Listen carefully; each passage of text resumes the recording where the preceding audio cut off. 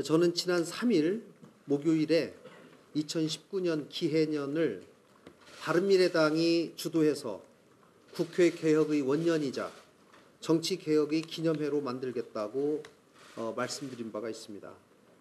대한민국 국회와 정치 개혁에 항상 앞장서 왔던 바른미래당이 일하는 국회, 국민을 위한 국회가 될 수 있도록 각종 국회 개혁 작업에 박차를 가하겠습니다.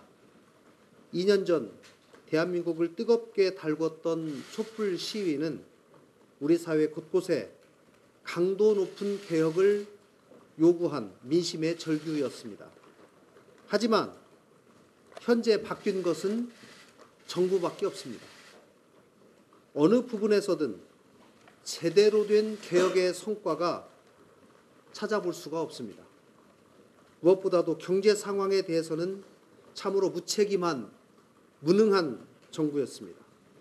최저임금의 급격한 인상, 주 52시간 도입, 탄력 근무제 등 노동 현안으로 인한 사회적 혼란에 대해서는 해법을 내놓지 못하고 있습니다. 일자리 정부라고 자칭하지만 일자리 양에 급급해서 세금으로 공공부문의 일자리를 채우고 있는 상황입니다. 공정한 인사를 약속했지만 실제로 공공기관에는 무차별 낙하산이 투하되고 있습니다. 한반도 비핵화와 관련해서 일정 정도의 성과에 대해서는 평가를 합니다. 다만 김정은 위원장의 박람회만 목매고 있는 지금의 상황이 실질적인 한반도 문제 해결을 위한 그렇게 중요한 선결 과제인지는 의문입니다. 이런 국내외 상황에 대한 처절한 반성과 성찰을 해야 할 자유한국당은 또 여전히 그 모습 그대로입니다. 양당은 과거에 보여줬던 진영 간 극단적인 대립과 정치 공방만 보여주고 있습니다. 이러한 척박한 국회 상황 하에서도 바른미래당은 국회 특활비 폐지, 세비 반납 등을 주도했습니다. 각종 개혁 입법도 양당을 견인해내서 최종 결과물을 낼 수 있도록 노력해 왔고 상당한 성과를 냈습니다. 올해도 바른미래당이 거대 양당을 적극 견인해서 보다 나은 대한민국을 만들 수 있도록 최선의 노력을 다하겠습니다. 대한민국 개혁은 정치 개혁에서부터 시작됩니다. 특히 국회에서는 더욱 그리합니다. 정치가 바뀌고 개혁되면 경제가 바뀌고 개혁될 것입니다. 이어서 대한민국 곳곳이 바뀌고 개혁이 더 확산될 수 있을 것입니다. 정치 개혁을 위해서는 무엇보다도 연동형 비례대표제로의 선거 개혁을 이루는 것입니다. 지금의 선거제도로 구성된 국회는 다양화된 사회의 갈등을 풀어내지 못하고 갈등만 더욱 증폭시키고 있습니다. 현재 정개특위가 가동 중이고 1월 내에 결과를 내기 위해서는 정개특위에서의 집중 논의와 아울러서 원내대표단 필요하면 당대표 단위에서의 논의도 동시에 진행되어야 할 것입니다. 비례성과 대표성이 강화된 제도로 정치 개혁을 이끌고 국민에게 이득이 되는 다당제와 협치를 제도화할 수 있는 연동형 비례대표제를 반드시 관철할 수 있도록 바른미래당은 모든 당력을 끝까지 집중하겠습니다. 2019년은 일하는 국회를 만들기 위해서 시급한 국회 개혁 과제를 완수하도록 최선의 노력을 다하겠습니다. 첫 번째, 국회법 개정입니다. 소위 국회 선진화법입니다.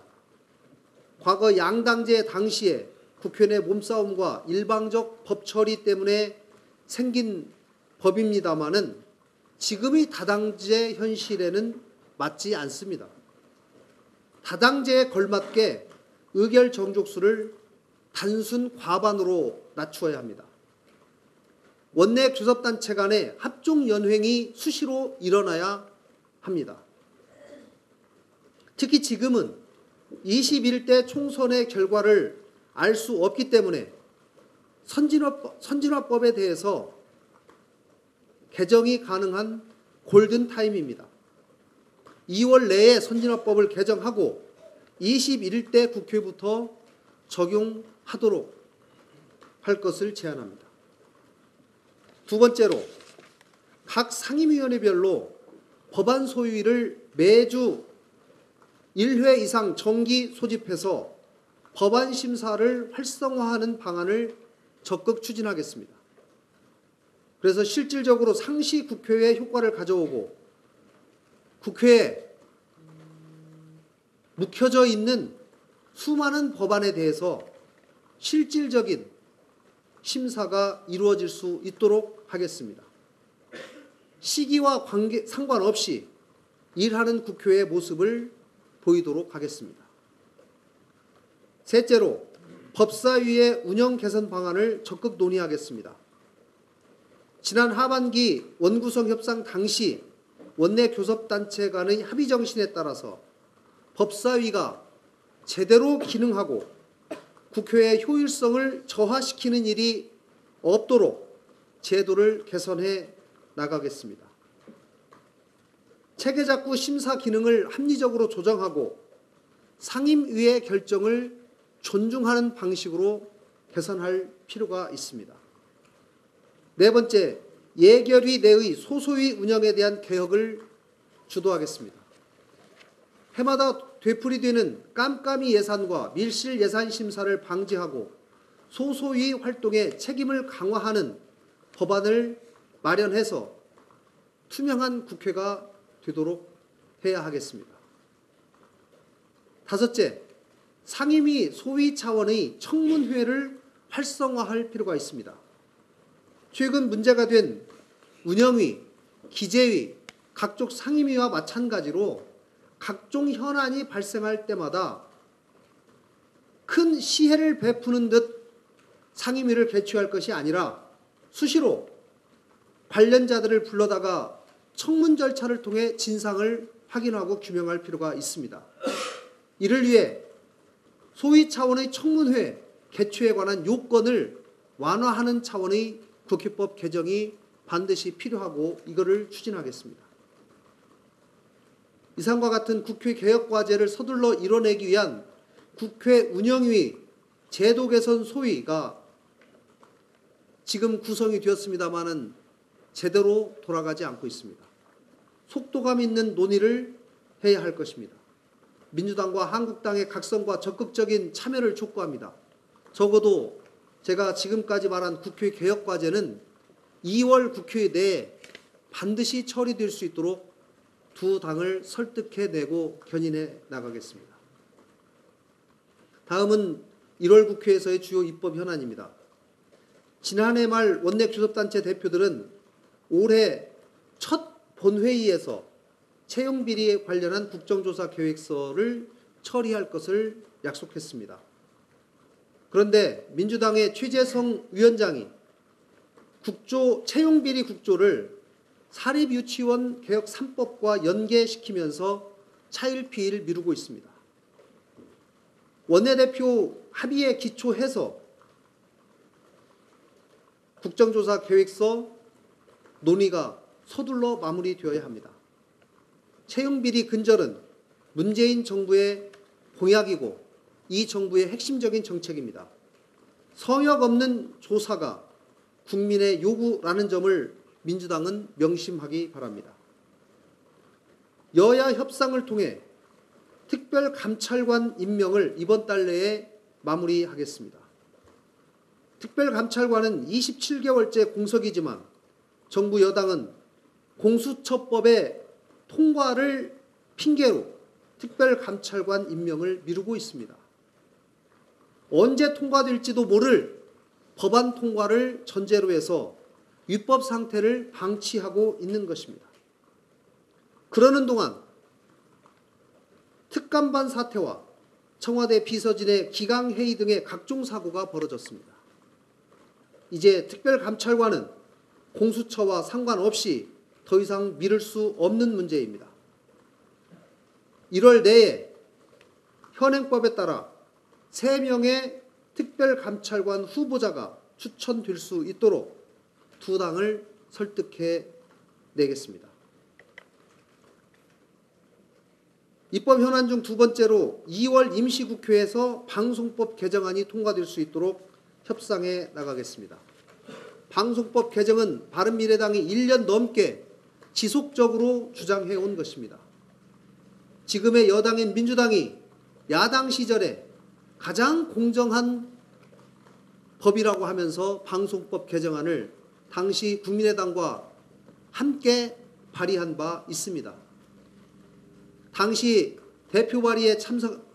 법안 발의에 참석한 박홍근 의원 등 162명의 의원들의 뜻을 다시 모아서 이번에 2월 국회에서 반드시 처리하도록 하겠습니다. 청와대 기강회의와 국회의 상임위 문제에 대해서 한 말씀 드리겠습니다. 김태우 전 수사관, 인사수석실 정모행정관, 신재민 전 기재부 사무관 관련입니다.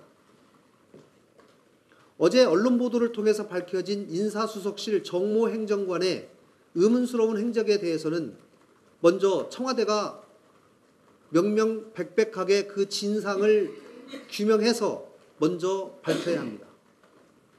백보를 양보해서 청와대 인사 관련 문서가 외부에 무단 반출된 경위, 분실된 사안에 대해서는 아까 제가 100번을 양보해서가 아니라 100번을 양보해도라고 하겠습니다. 100번을 양보해도 청와대 인사 관련 문서가 외부에 무단 반출된 이 사안에 대해서 또 분실된 사안에 대해서는 해당자뿐만 아니라 보고 계통에 있는 인사에 대한 엄중분책이 반드시 있어야 합니다. 무엇보다도 청와대 기강 문제를 지적하지 않을 수 없습니다. 행정관이 휴일에 육군 참모총장을 커피숍에서 만난다는 것, 청와대의 위세가 얼마나 대단한지, 왜 청와대 정부라고 부를 수밖에 없는지 단적으로 보여주는 사례입니다. 지난주부터 김태우 전 수사관에 대한 검찰 조사가 시작되었습니다. 검찰은 김 전 수사관 폭로 내용의 진위 여부와 문건 작성 경위, 보고 여부, 문건의 사후 활용 여부 등 일체를 제대로 조사해야 합니다. 특히 민정수석이 검찰을 실질적으로 통제 관리하고 있기 때문에 검찰 조사의 공정성 문제에 대해서 의문을 제기하는 것은 당연합니다. 이번 사태에 대해서 과연 민정수석과 반부패 비서관이 업무를 지시했는지, 보고를 받았는지 등이 핵심이라면 이 두 명에 대한 핸드폰을 압수수색해서 조사하는 것은 수사의 기본 중의 기본입니다. 만에 하나 검찰의 수사의 공정성과 수사 의지에 의심이 발생된다고 하면 특검 도입의 필요성이 대두될 수밖에 없음을 분명히 밝힙니다. 조사의 공정성과 사건의 철저한 진상 규명을 위해서라면 국회가 해야 할 일을 마다하지 않겠습니다. 검찰의 철저한 조사를 지켜보겠습니다. 김 전 수사관과 정모 행정관의 사례를 보면 무엇보다도 시급한 것이 청와대의 제도 개선, 내부 개혁이 아닌가 싶습니다. 몇 번 언급했습니다마는 청와대 감찰반은 청와대 직원에 대한 감찰에만 집중해야 합니다. 청와대 감찰반이 직접 행정부의 고위 공무원에 대한 감찰을 하는 것은 감찰 과정에서 통제가 어렵고 사실상 민간인 사찰의 우려가 발생될 수밖에 없습니다. 더욱이 이는 행정부에 대한 국무총리의 역할에 대해서 월권의 소지도 있습니다. 그렇기 때문에 행정부 고위공무원에 대한 감찰 문제는 책임 내각의 취지에 맞게 국무총리실 또는 감사원이 담당하면 됩니다.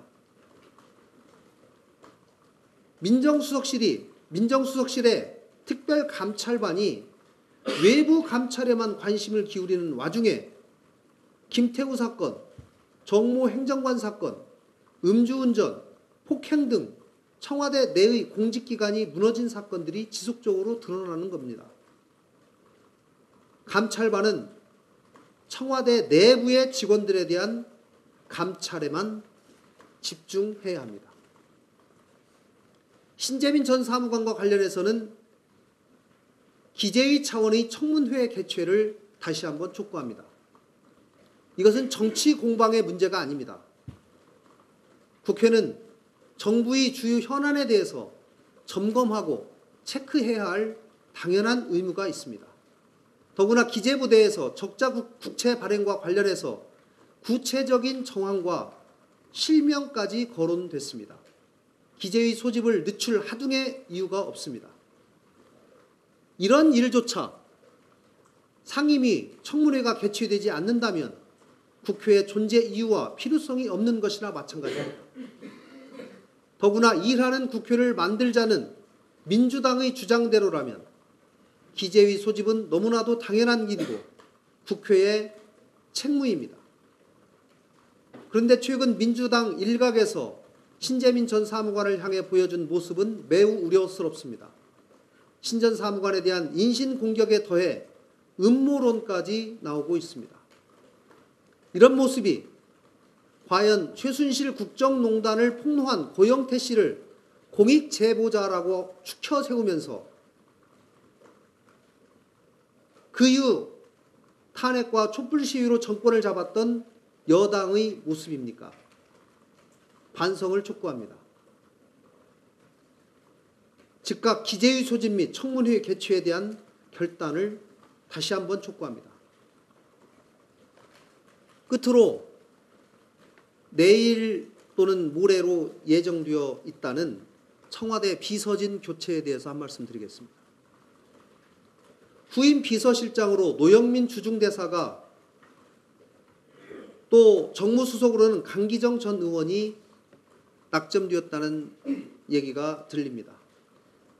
인의 장막에 가려져 제대로 된 현실 인식이 안 되는 것 아니냐 하는 지적이 있는 시점에 대표적인 친문 인사들로만 청와대가 다시 채워지는 것이 매우 우려스럽습니다. 더욱이 노영민 주중대사의 경우 과거 아들 특혜 채용으로 논란이 된 적이 있었고 더욱이 2015년에는 저서 강매로 민주당 내에서 당원 자격정지 6개월의 징계를 받은 바 있습니다. 지금 대한민국의 가장 화두인 갑질, 공정의 문제에 근본적으로 의문이 있는 분입니다. 강기정 전 의원의 경우도 국회의원 시절에 2번이나 공무집행 방해 등 폭력적 행동으로 형사처벌을 받은 바가 있습니다. 국회의원의 특권을 누려서 당에서 징계한 사람, 또 국회의원으로서 공무집행 방해로 형사처벌을 받은 사람을 청와대 비서실장과 정무수석으로 꼭 써야만 됩니까? 문재인 대통령의 인재풀이 겨우 이것뿐인지 안타깝습니다. 문 대통령께서는 자신을 지지했는지의 여부와 관계없이 적재적소의 인재를 삼고초려해서 쓰겠다라고 한 취임사를 다시 한번 되새겨 보시기를 간곡히 요청드립니다. 이상입니다.